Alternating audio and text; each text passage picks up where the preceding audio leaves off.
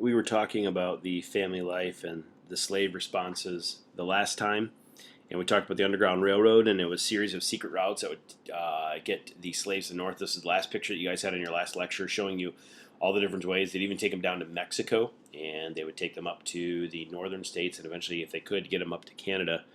One of the people I want to talk about was Harriet Tubman. She was probably the most famous participant in the Underground Railroad.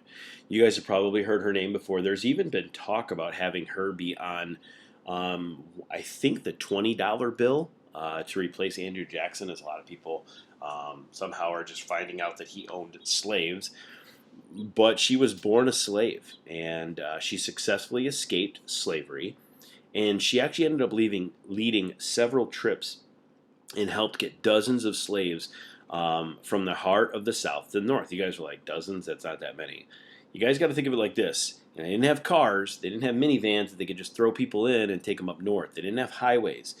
The way that they moved people was a series of slow, really carefully planned routes to keep people away from the main roads and keep people away from slave owners and try to get them to the north.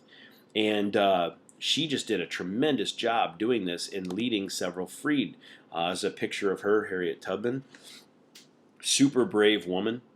Unbelievable what she was able to do in getting so many people to the north.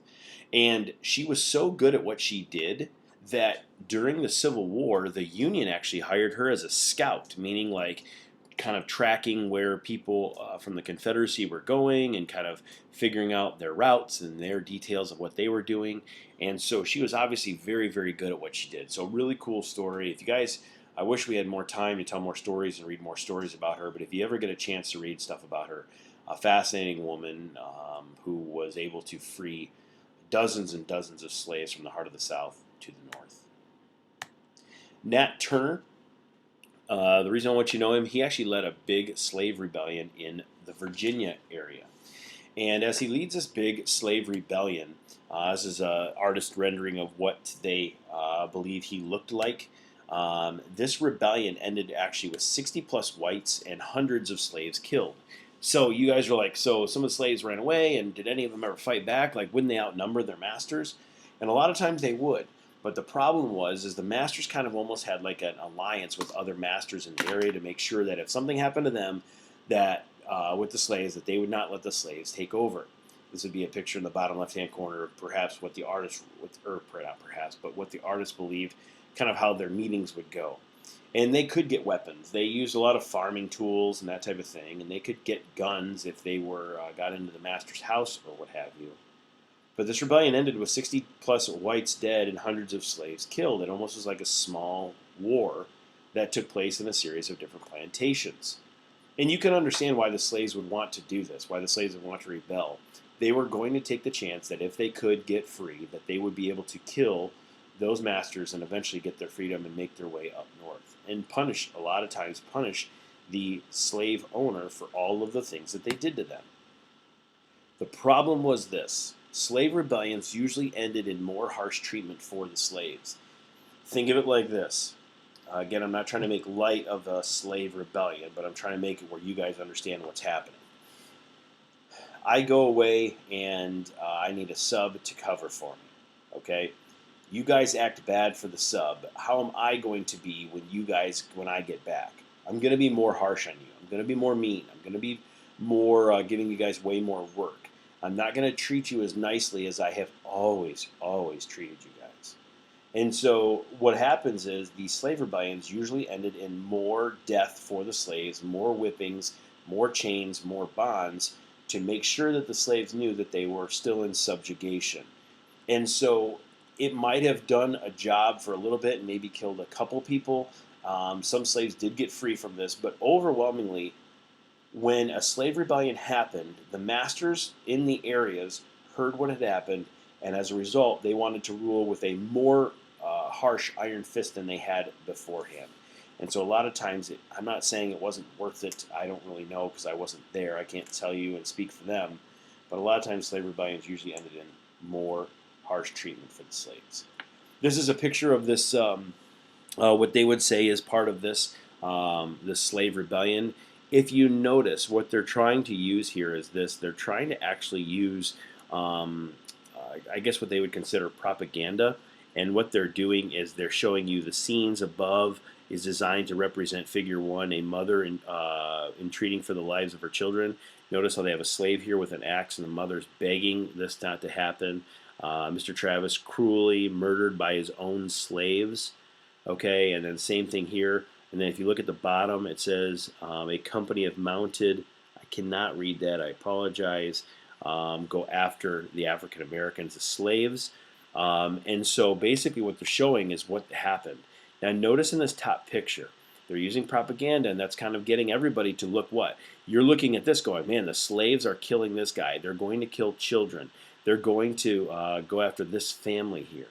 And that gets the readers to be like, oh, well, we need to go after the slaves. And then you're seeing the troops and the infantrymen go after the slaves, and kind of you feel like, okay, we're justified here. And that's what propaganda does. It makes the reader believe something that might not be completely true. See, we don't know how these slave owners treated these slaves beforehand. And that's kind of how this would work. And one of the other things that was kind of weird during this time is people actually believed that there was justification for owning slaves. And a justification for owning slaves. And the question becomes, like, is there really a justification for owning slaves? The problem is a lot of people during this time period believed that there were good reasons to own slaves. And one of them actually believed, one of the viewpoints is actually that this type of slavery really benefited the slaves because in the long run, this was a better life for them than they had in Africa. That this was a better life for them, that they were able to at least have seen the world and maybe learn English, and possibly, again, very, very far-fetched here, they could possibly own their own farm one day. But this was going to be better than the civil wars that they were having in Africa. Some people even believe that this was an opportunity to Christianize slaves, whereas in Africa they wouldn't have heard the gospel. That them being in slavery and in subjugation would allow them to learn about the gospel and learn about Jesus. And as a result of them learning about these, they would get saved, and that's why they justified slavery. Now, again, I think these viewpoints are completely wrong, but it was almost like they were talking themselves into saying, well, it's okay to have people in chains and in bonds, just because it was serving them their purpose. Abolitionism. This is a movement to end slavery in the United States. We've kind of briefly touched on this already, but a movement to end slavery in the United States, actually like to get rid of it. The church was behind a lot of this. Now, you might have just been like, well, didn't you just say that some people believed that it was to Christianize people, slavery was? Yes, that was what some people's viewpoint was. But in the North, there were a lot of people that said, you know what, we can't have slaves. The children of Israel were slaves, and it was not supposed to be that way. And there's a lot of people that would look at the church and say that they should not be treating people this way because it was not kind, it was not loving. And so the church was behind most of this. But there was a couple people that were really behind the abolitionist movement. One of them was a guy by the name of William Lloyd Garrison, and kind of looks like, just, I guess, a guy from your church, maybe. I don't know. But William Lloyd Garrison was a very fiery individual. He was very outspoken against slavery, meaning he really hated it. And he started a newspaper called The Liberator, which attacked slavery and all of the reasons for slavery. It really went after slavery and said that slavery was completely wrong and that it should not happen and that it was a terrible, horrible thing. And as far as the slave master should die and the slave should be free. This is a picture of the mast heading from January 3rd, 1862, The Liberator. It's kind of hard to see here, but you see a picture of, it kind of looks like Jesus almost, but these slaves begging for freedom. You'll see a slave family kind of in their house, and you'll see a slave auction here and kind of showing it. But again, this whole paper, this whole newspaper, again, you know, it says William Lloyd Garrison here.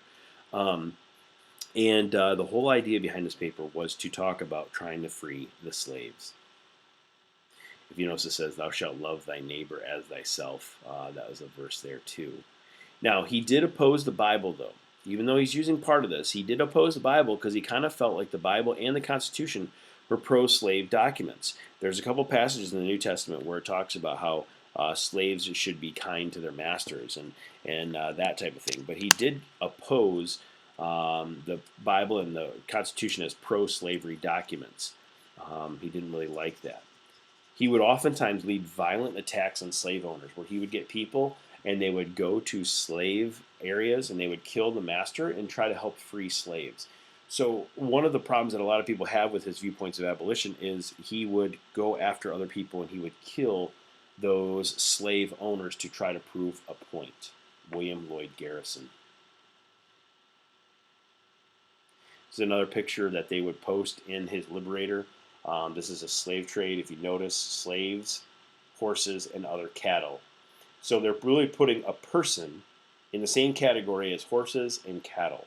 And this is the auctioneer. This is the family being separated. This man is up for auction. And again, as we said before, one of the biggest fears that a slave had was to be separated from their family.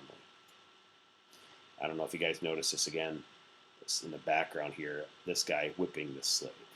So a sad scene for sure. Frederick Douglass, perhaps you guys have heard of him. This is a great picture of him. And he was a former slave as well. He was self-educated and spoke on many occasions to leaders about his slavery experience. He talked to Lincoln. He talked to other presidents in the 1840s and the 1850s.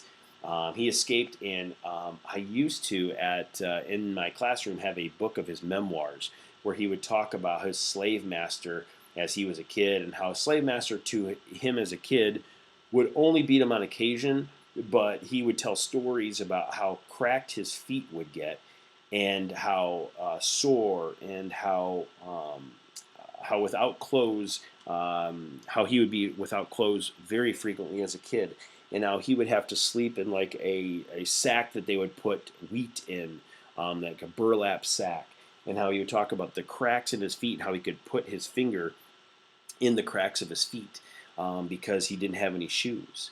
But he was very outspoken against slavery. And one of the phrases that, or one of the things that he would say is slaveholders not only forfeit their right to liberty, but their right to life itself. So you can see how intense of a hatred he had for slave owners. But he also had one of the best quotes I've ever read about just growing up and people in general. I really love this quote here. Let me show it to you. It's easier to build strong children than to repair broken men. I really like that quote. Basically what he's saying here is it's easier for you to kind of build a kid to be the way that you want them to be a hard worker, to be honest, than it is to not worry about them when they're kids and then to try to repair a man who's been set in his ways for so long. I really thought that was a cool phrase. And lastly, emancipation. Emancipation is the gradual granting of freedom to the slaves. You guys might be thinking, like, the Emancipation Proclamation? Yes, we'll get to that, hopefully, if we have time in talking about Lincoln. But the idea of emancipation is that the gradual granting of freedom to the slaves. This would not take place until after the Civil War. But it was something that was trying to be sought after in the 1840s and 1850s, but it's just going to take some time. And lots of what ifs. If we would have done this earlier, what would have happened? But they are definitely trying, and it's going to make a large movement, and it will eventually happen, but not after hundreds of years of slavery and hundreds of years of bloodshed and hundreds of years of people being in subjugation when they did not want to be. American religion in the 1800s, we will start that on the next class period.